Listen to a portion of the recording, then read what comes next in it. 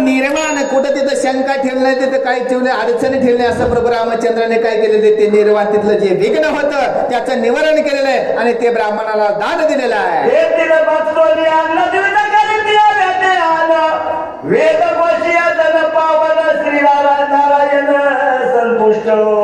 श्री नारायण संतुष्ट त्या भूमी जे प्रभू रामचंद्राने भूमी दान केलेली ना तिथलं जे अन्न प्राशन करतात ना त्याला वैकुंठही प्राप्त होते, ज्ञानही प्राप्त होते आणि भगवंतही प्राप्त होते. अशी ही भूमी काय केलेली त्या ब्राह्मणाला दान दिलेली आहे. स्त्रियाचा धर्म नव्हे ते यात्रा करावी सोय तुझ्या कार्य लागी पाये याची ताये तुम्हा प्रत्यय याची ताय आता क्षेत्रियाचा धर्म नाही ना यात्रा करावी आहे का नाही, दान करावं व्रत करावं. बघा भगवंताने नाही ना, भगवंत क्षेत्रिय धर्मामध्ये जन्माला आलेत ना.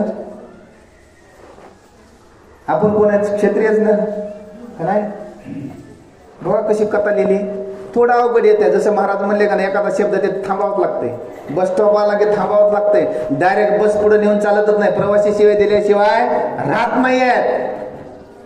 असं हे भगवंताने दिलेलं आहे.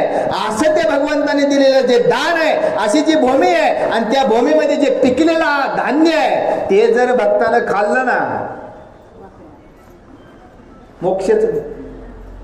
मोक्षशिवाय दुसरीकडे कुठे जायची गरज नाही. कळते का?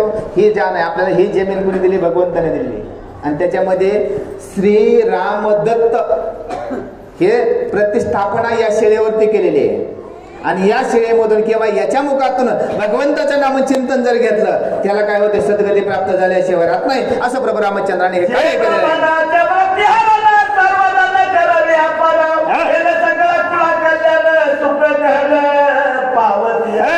सुख ग्रहण पावती. आता हवन करता येते का आपल्याला? हवन करता आलं बाई, कलियुगामध्ये आयुष्य कमी आहे.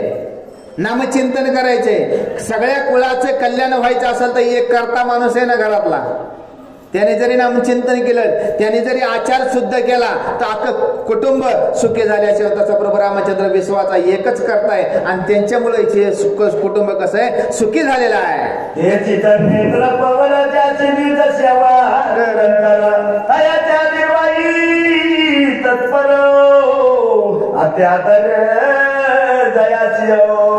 आता हा राजा होता, ते पत्र वाचले त्याच्या सुद्धा बुद्धीमध्ये पालट झालेला आहे. जो अहंकार होता, जो मीपणा होता आणि तो ताटा होता, तो काय झालेला आहे, निरसन झालेला आहे. सदा संगती सज्जनाचे धरावे, राम वाक्य कानावर पडले गेलेले आहे. आचार किंवा वृत्तीमध्ये बदल झालेला आहे. देखता दिवेद संगताची सर्वांग बळवी उल्हासी पार नाही दयाच्या भाग्याची निश्चयाची अवधारा. आता त्या ब्राह्मणाचं जे होतं दुःख होतं याच्यातून द्रवळलं, अंतःकरण द्रवळलं गेलेलं आहे. आता त्याच्या आनंदाला पारावार नाही, है का नाही. परेमध्ये जर आपल्या दूषितपणा असला का नाही, मुखामध्ये बी दूषितपणे आल्याशिवाय राहत नाही. परेमध्ये पराशुद्ध आहे, वैखरी पण शुद्ध झाल्याशिवाय. परापश्चिंती मध्ये बाणे वैखरी. मग ते ब्राह्मण आहे, हा ब्राह्मण आपला सुकला कामा नाही. तो ब्राह्मण जाऊ द्या, हे कर्माचा ब्राह्मण आहे. आपले आता ब्राह्मण सुकलेत, आणखी थोड्या वेळ झालं की काही बघ वाटत नाहीत. बघ वाटतील का चेहरे? अशी अवस्था आहे. मग प्रभू रामचंद्राचं काय झालेलं, त्या राजाला सुद्धा काय झालेलं आहे बघा, गोडी लागलेली आहे. हे भगवंताचे भक्त सेवा यायचे भक्त याचा निर्वाह निश्चित सोय करीती निधान्य. सोय करीती निधान्य. आता या सगळ्यांना सुख व्हावं, या सगळ्यांना स्वस्त व्हावं. त्या राजाची बी बुद्धी पालटली गेली, ते कर बी विसरून गेलेला, आता ते पत्र बी विसरून गेला. कारण राममय अवस्था झालेली. सगळ्यांना काय व्हावं, आनंद व्हावा, सुखी व्हावे. लागी अवतारी आम्हा सोय धन्य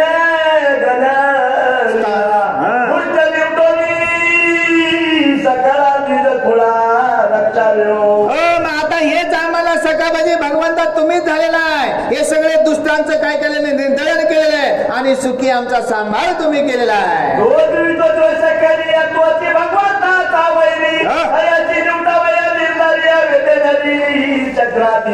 आता जो भगवंताचा दोष करी, जो ब्राह्मण असेल, जो कोणाच्या बघा क्षत्रिय असेल, ते कसं आहे, देह भगवंताचा वैरीच आहे असं एक ग्रंथकार सांगू लागले आहे.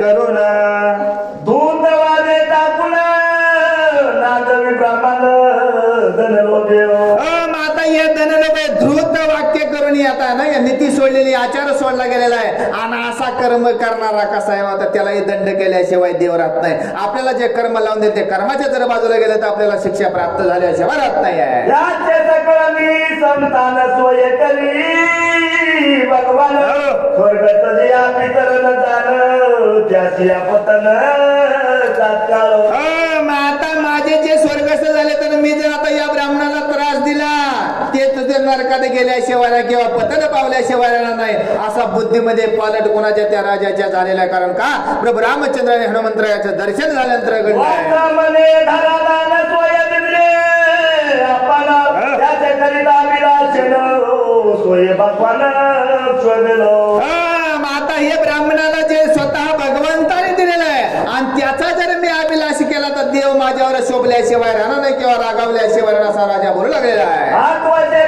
परदत्ता प्रथम नाही देत त्याच्या विश्वाचे निश्चित होईल जात नवल काय मग होईल घात नवल काय आहे? कारण दुसऱ्याचं आपल्याला घ्यायचं नाही जे देवाला त्याला दिलेलं आहे त्याचा जर अभिलाष करायचा त्यात घात होण्याचं म्हणजे की घात झाल्याशिवाय राहणार नाहीये त्याच्यात नवल वेगळं काही नाही असा राजा सांगू लागलेला आहे. कारण हे पुढती भावीचे काय भूपती निवृत्तीचे त्याची प्रीती पुढे निश्चिती होतील जेव मग असं पुढती म्हणजे पुन्हा त्या भगवंताची काय करता आले पाहिजे विनंती केली असे भाविक भक्त असे भगवंताला आवडतात असे त्या बदलत्या राजामध्ये झाले कारण आपण दुसऱ्याच आहे माझंच आहे ही धारणा जर अंतकरणामध्ये असेल तर आपल्याला दुःख कधी होणार नाही आहे.